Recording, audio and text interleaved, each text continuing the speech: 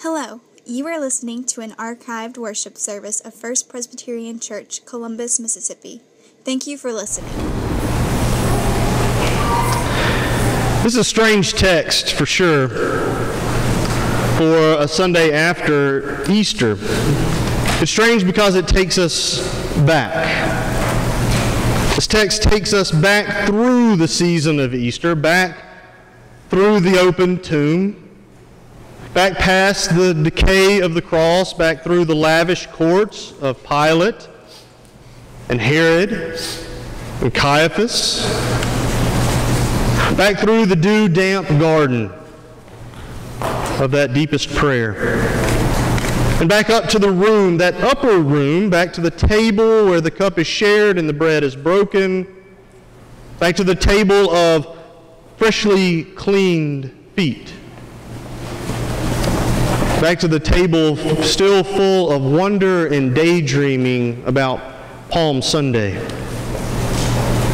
See, the lectionary takes us back in our text today to one that is usually reserved for Maundy Thursday service. This is the Maundy, the mandate, the last commandment of Jesus. At the table, Jesus reaches the point of no return. It says, when Judas leaves, now God has been glorified. When Judas leaves, the die is cast. Jesus letting him go will spark every twist and turn from now until the cross. Jesus let him go. And in doing so, he lived into the ultimate obedience to God, perfect obedience, glorified obedience, the place we can't go. From the moment that Judas left the table, Jesus could feel that egg timer chirping, that heavenly pendulum swinging every moment away. He says his time with them is coming to an end. The time for parables has come to an end. The time for signs has come to an end. It is now time to talk plainly. Now is the time. It's 58 different times in John's Gospel Jesus speaks to love. 4 times specifically here at the table where he tells them to love one another. But this is the one that is the most concise, and so it gets put down as the last commandment of Christ, the mandate. But over the centuries, scholars and preachers and churchgoers alike have tried to figure out exactly what this last commandment of Jesus means. Church leaders and parishioners alike have sought to clarify and quantify this last commandment. Now, over the centuries, some have suggested that Jesus meant here in this passage only his disciples present. They suggest that Jesus was only talking to those in the room to love themselves as Jesus had loved them. And in some ways this makes a lot of sense because they'd been bickering with each other about who was the most important and who was first and who got to sit at what end of the table. Loving could possibly mean, in this case, love one another as I loved you. Stop arguing with one another. For heaven's sake, people are watching you. That makes some sense, I do admit. Now, some others have suggested over the years that Jesus simply meant for Christians to love other Christians, as if one another became a qualifier to reduce rather than expand. And if you take it this way, then love is the secret handshake by the way that we will know one another. I will offer my love to you, and when it's reciprocated, I know that we are Christians. But we know it doesn't work like that, does it? This narrow scope of loving one another has often led to really tragic things. And it is completely unsupported by the rest of the Scriptures. Those who sit at the table, one another, are full of people who run away, who fall behind, or simply fall asleep. The table is full of people who fight and deny, those who will not believe, and those who lock doors. This one another is an entirely flawed bunch to be given this sacred, minimal, segregated love only. And way back in chapter 3, we find that this theory of a narrow scope is just completely wrong. Because it's back in John's chapter 3 that Jesus has already told us where God's love lies. For God so loved the world. God's care, God's concern, God's attention, yes, God's love is with creation. And therefore, the narrow scope that we try to give this text at times is simply out of the question. As God's love is wide, our mandate to love must be wide as well. There's a New Testament scholar, D.A. Carson, who observed correctly this last commandment of Christ in this way. He said, "The new command is simple enough for a toddler to memorize or appreciate. And it is profound enough that most mature believers are repeatedly embarrassed at how poorly they comprehend it and put it into practice." I like the way he sums it up.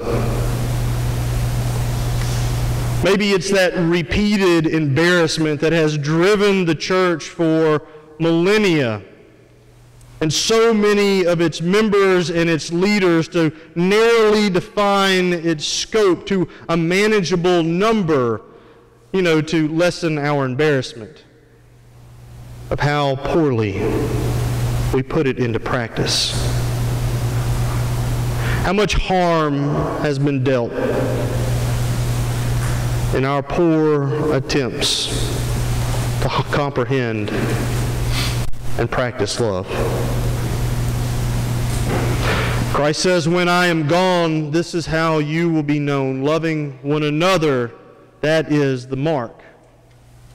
Loving one another, that's how others will know you are my disciples." Now the rabbi, the teacher Jesus, could have given them a catechism to memorize. He could have taught them a lesson to bring them in as his disciples. The preacher, Jesus, could have given them tenets or creeds to preach. Or the host, Jesus, could have given them chores to do, things to complete that would show their discipleship. It's compelling, isn't it?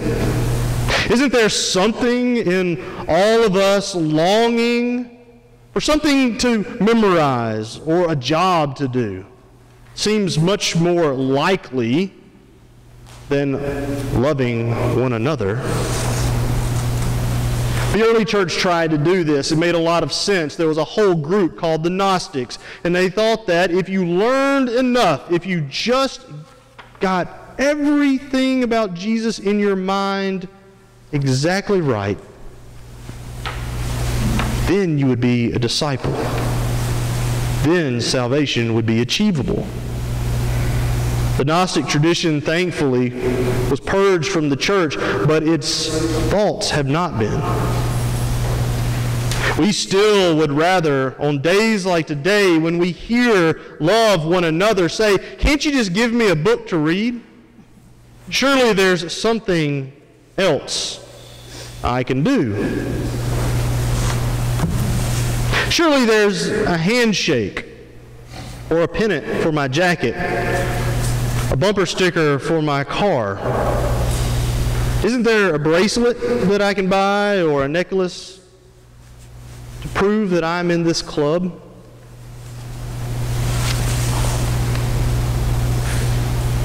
Wouldn't we be known in that way? But none of that seems to matter at the point the clock is ticking down to these final moments with Jesus. He purges all the other things from their minds, from their conversation, and says, this is it. Are you ready? Little children, listen. I'm only here a little longer. This is how it works. Love one another. As I have loved you, you love one another. That's how people will know. Love is the tender root at the base of the church. It nourishes all that is good and all that is life-giving about our community. It's not our creeds. It's not even our prayers. Love. Love. That's how we will be known. So why then is it that we are so often repeatedly embarrassed by our lack of comprehension and practice? Well, for one thing, we've all been hurt. Even the toddler that appreciates this message and can memorize it knows to be suspicious of another child who stares at her toys. Love is a vulnerable place. And it hurts. And it can be taken advantage of. And it can be taken for granted. To love one another in this widest way is to always be open, to always be vulnerable, and yes, to always be wounded.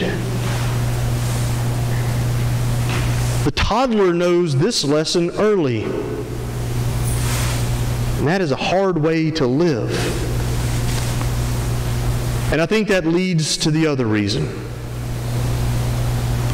for our repeated embarrassment, and that is fear. Fear is the powerful enemy of love. John's gospel demonstrates it so clearly within the hours of Jesus talking about love.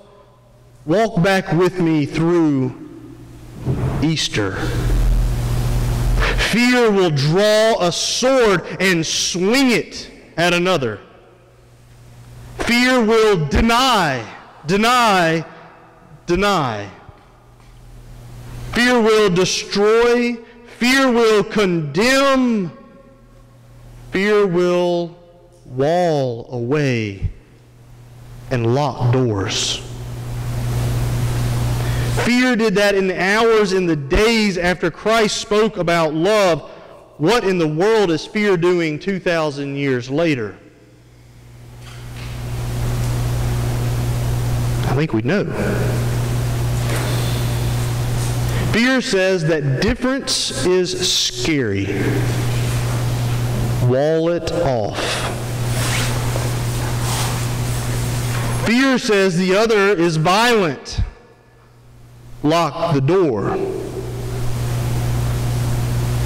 Fear says that if it's not like me, condemn it.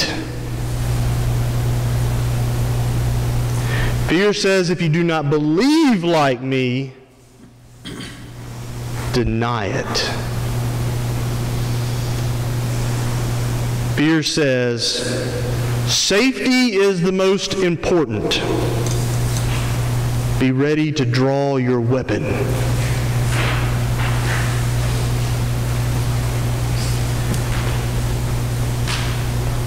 Fear's had quite a run of it here lately, hasn't it?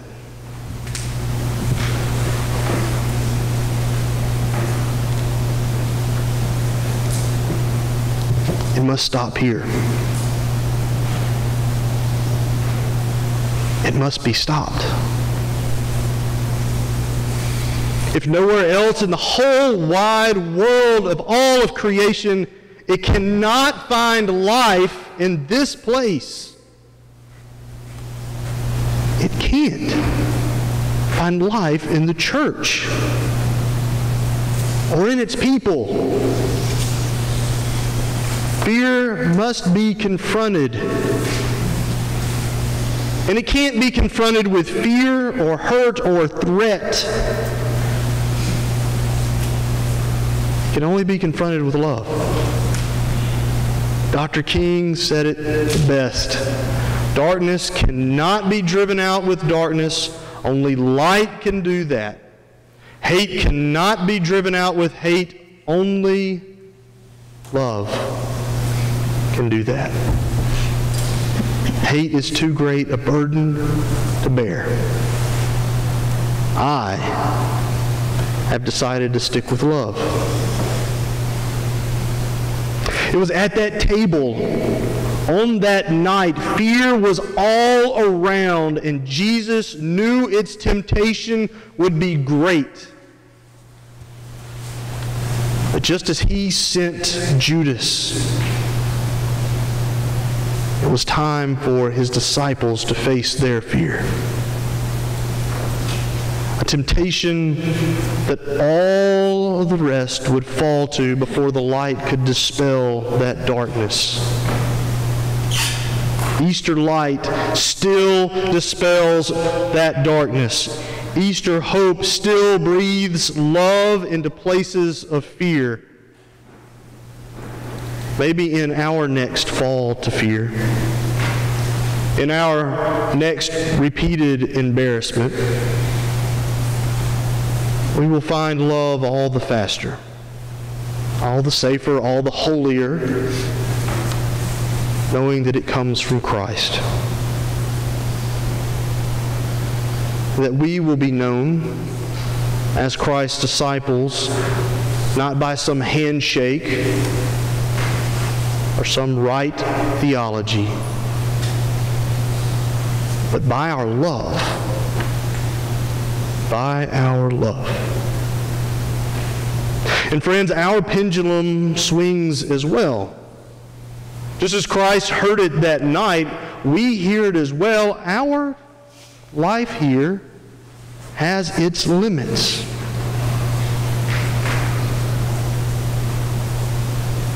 In our days, in our brief time, let us love as we are loved. And let us all pray that we can let fear go. Let it go on its way to do whatever else it needs to do, but we will let it go. And in our obedience, let us glorify God. Amen.